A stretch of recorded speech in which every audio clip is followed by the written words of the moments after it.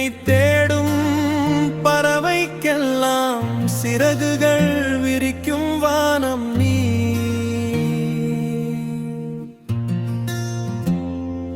மண்ணை தழுவும் வேர்களுக்கெல்லாம் உயிரை தரும் ஈரம் நீ.